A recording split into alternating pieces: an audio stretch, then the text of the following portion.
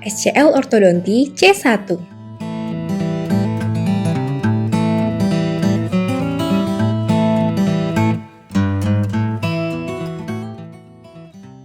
Skenario. Pasien laki-laki usia 9 tahun datang ke RSGM dengan kemauan sendiri untuk merapikan gigi depan atas dan bawah. Pasien mengeluh gigi depan atas bawah berdesakan. Pasien mengatakan belum pernah dirawat ortodonti. Saat ini, pasien ingin dirawat giginya. 1. Analisis profil. Berdasarkan foto profil dari pasien yang kami dapatkan, kami mendapatkan beberapa kesimpulan yang terdiri dari kesimpulan analisis ekstraoral, analisis intraoral, dan juga analisis fungsional. Analisis ekstraoral. Berdasarkan foto yang kami dapatkan, pasien memiliki tipe profil lurus, bibir kompeten, tipe muka sedang, dan fungsi bicara yang normal. Bentuk kepala pasien yaitu mesosefalik dengan bentuk skelet mesomorfik. Pasien tidak memiliki riwayat kebiasaan jelek. Analisis intraoral. Berdasarkan foto intraoral dari pasien, dapat disimpulkan bahwa jaringan mukosa mulut pasien normal, lidah dan palatum pasien juga normal, frekuensi karies yang rendah, kebersihan mulut tergolong sedang, dan pasien sedang dalam fase gigi geligi bergantian. Analisis fungsional. Kesimpulan dari analisis fungsional yaitu freeway space pasien masih tergolong normal yaitu sebesar 2 mm, path of closure normal, sendi temporomandibular normal, serta tidak ditemukan adanya displacement mandibular. 2. Analisis cefalometri. Yang pertama yaitu analisis Steiner. Analisis Steiner terdiri dari dua, yaitu analisis skeletal dan analisis dental. Analisis skeletal Steiner terdiri dari sudut SNA, sudut SNB, sudut ANB, sudut bidang oklusal garis SN, dan sudut bidang mandibula garis SN. Sedangkan analisis dental Steiner terdiri dari sudut U1NA, jarak U1NA, sudut L1NA, dan jarak L1NA. Analisis skeletal Steiner. Pada perhitungan dengan metode Steiner, kami mendapatkan sudut SNA sebesar 80 derajat, sudut SNB sebesar 80 derajat, sudut ANB yang merupakan selisih dari sudut SNA dan sudut SNB sebesar 0 derajat, sudut bidang oklusal garis SN sebesar 27 derajat, dan sudut bidang mandibula garis SN sebesar 35 derajat. Analisis dental Steiner. Sudut U1NA merupakan sudut yang terbentuk dari garis U1 dan garis NA. Pada pasien didapatkan sudut U1NA sebesar 31 derajat dengan jaraknya 10 mm. Sudut L1NB merupakan sudut yang terbentuk dari garis L1 dan garis NB. Pada pasien didapatkan sudut L1NB sebesar 25 derajat dengan jaraknya 10 mm. Kesimpulan yang bisa didapatkan dari hasil analisis Steiner adalah inklinasi maksila dan mandibula normal. Selanjutnya yaitu analisis Down. Analisis Down terdiri dari analisis skeletal dan analisis dental. Analisis skeletal Down terdiri dari sudut fasial atau FH-NPOG, sudut kecembungan muka atau NAAPOG, sudut AB-NPOG, sudut bidang mandibula FH, dan sudut Y. Analisis dental Down terdiri dari sudut bidang oklusal FH, sudut antarinsisal, sudut 1 bidang oklusal, sudut 1 bidang mandibula, dan jarak 1 APOG. Analisis skeletal Down. Yang pertama yaitu sudut fasial, yang merupakan sudut antara garis NPOG dengan garis Frankfurt horizontal. Didapatkan hasilnya yaitu 86 derajat. Yang kedua yaitu sudut kecembungan muka, yaitu sudut yang dibentuk oleh garis NA dan garis APOG. Didapatkan hasilnya adalah minus 2 derajat.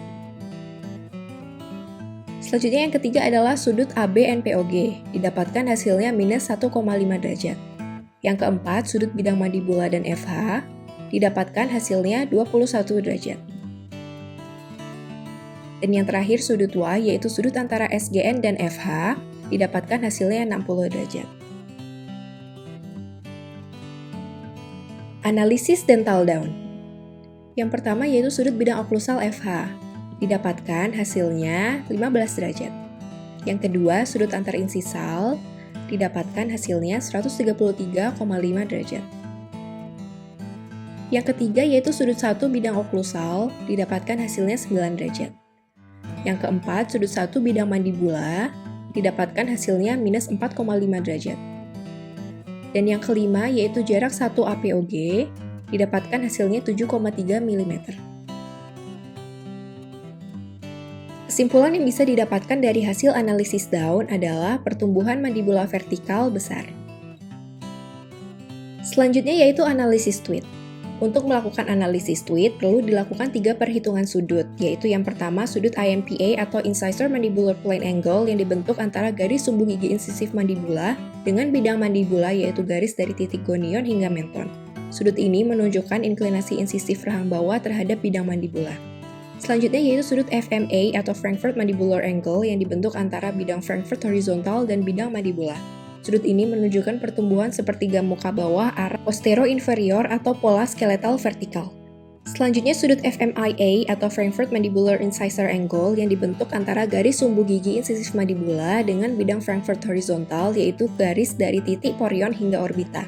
Sudut ini menunjukkan inklinasi insisif rahang bawah terhadap basis kranii. Berikut adalah hasil data analisis tweed. Didapatkan pengukuran sudut IMPA sebesar 86,29 derajat, sudut FMA sebesar 33,57 derajat, dan sudut FMIA sebesar 60,14 derajat. Kesimpulan yang bisa didapatkan dari hasil analisis tweed adalah pertumbuhan vertikal dan horizontal normal.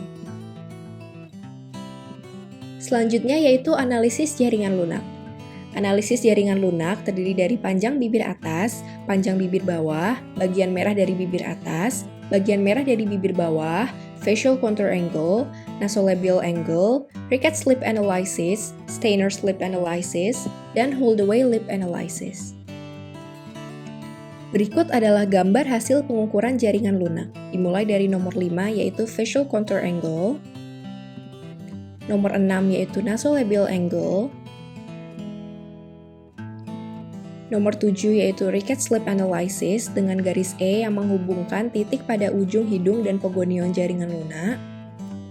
Nomor 8 Steiner's lip analysis dengan garis S merupakan titik teratas yang terletak di tengah-tengah dari bentuk kurva S di antara ujung hidung dan subnasal dan merupakan titik terendah pada pogonion jaringan lunak. Dan yang ke-9 Holdaway lip analysis dengan sudut H merupakan sudut antara bibir atas dan garis NB. Hasil pengukuran analisis jaringan lunak didapatkan facial contour angle 12 derajat yang berarti normal, nasolabial angle 105 derajat yang berarti normal pada laki-laki, pengukuran Ricketts lip analysis pada bibir atas yaitu 1 mm di belakang garis E dan pada bibir bawah 1-2 mm di belakang garis E yang berarti bibir bawah protraksi kelas 3, Steiner's lip analysis dengan hasil bibir terletak di depan garis yang berarti bibir terlalu menonjol, dan pengukuran Holdaway lip analysis dengan hasil sudut H 7-8 derajat yang berarti tidak normal. 3. Analisis foto panoramik. Berdasarkan foto panoramik yang kami dapat, terlihat bahwa terdapat benih gigi 12, 14, 15, 17, 23, 24, 25, 27, 33, 34, 35, 37, 43, 44, 45, dan 47 dalam posisi baik. Selain itu, tidak ditemukan terdapat agenisi dan impaksi pada pasien, tetapi terdapat gigi kelebihan pada regio 4 yaitu di area insisif di antara gigi 41 dan 42. 4. Analisis model studi. Berdasarkan gambar model studi yang kami dapatkan, kami dapat menyimpulkan bahwa yang pertama, bentuk lengkung gigi rahang atas dan rahang bawah pasien normal yaitu berbentuk parabola. Yang kedua, berdasarkan perhitungan dari data yang kami dapatkan, jumlah lebar mesio 4 insisif untuk rahang atas sebesar 31 mm dan untuk rahang bawah sebesar 24,5 mm. Yang ketiga adalah diskrepansi pada model.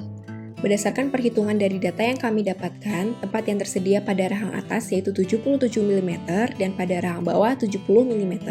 Sedangkan tempat yang dibutuhkan untuk rahang atas yaitu 78,4 mm dan untuk rahang bawah 71,8 mm. Sehingga jumlah kekurangan atau kelebihan pada rahang atas dan rahang bawah yaitu kekurangan 1,4 mm pada rahang atas dan kekurangan 1,8 mm pada rahang bawah. Yang keempat, simetri gigi-gigi. Pada rahang atas, gigi 11 lebih ke distal dan palatal dari gigi 21, dan gigi 12 lebih ke mesial dan palatal dari gigi 22.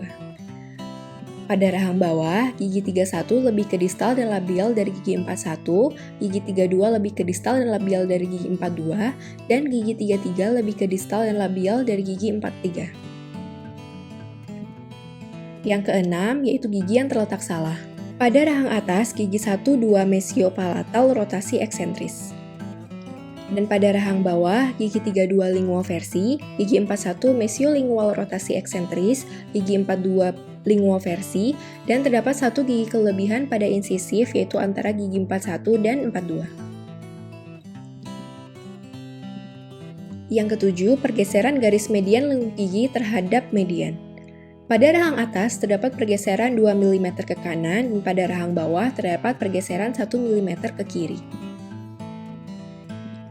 Yang kedelapan, kelainan kelompok gigi, terdapat gigi yang berdesakan di anterior rahang atas dan rahang bawah. Yang kesembilan, relasi gigi. Relasi gigi terdiri dari 3, yaitu jurusan sagital, jurusan transversal, dan jurusan vertikal. Relasi jurusan sagital yaitu kaninus kanan dan kaninus kiri tidak ada relasi, molar kanan dan molar kiri gigitan tonjol. Untuk jurusan transversal normal atau biasa disebut gigitan visura luar rahang atas dan jurusan vertikal juga normal. Yang ke-10, relasi geligi anterior rahang atas dan rahang bawah. Berdasarkan data yang kami dapatkan, diketahui jarak gigit atau overjet 3 mm dan tumpang gigit atau overbite 3 mm. 5. Etiologi dan diagnosis maloklusi dentokraniofacial. Etiologi. Pada kasus ini, etiologinya adalah kelainan jumlah gigi yaitu supernumerated pada insisif rahang bawah antara gigi 41 dan 42. Diagnosis dan klasifikasi maloklusi. Berdasarkan analisis yang telah dilakukan, diagnosis kasusnya adalah kelas 1 maloklusi angle yang disertai dengan gigi berdesakan pada anterior rahang atas rahang bawah, pergeseran garis median rahang atas 2 mm ke kanan dan rahang bawah 1 mm ke kiri, serta kelebihan gigi anterior rahang bawah. Ringkasan. Pasien laki-laki usia 9 tahun dengan maloklusi kelas 1 angle disertai gigi berdesakan anterior rahang atas rahang bawah, pergeseran garis median rahang atas 2 mm ke kanan dan rahang bawah 1 mm ke kiri, serta kelebihan gigi anterior. Dengan demikian didapatkan profil wajah pasien lurus, jarak gigi 3 mm, tumpang gigi 3 mm, diskrepansi pada model yaitu kekurangan tempat pada rahang atas yaitu 1,4 mm dan pada rahang bawah 1,8 mm, kurva SPI tidak dapat ditentukan, dan hasil analisis cefalometri untuk sudut SNA sebesar 80 derajat dan sudut SNB sebesar 80 derajat. 6. Macam perawatan, rencana perawatan, serta prognosis perawatan.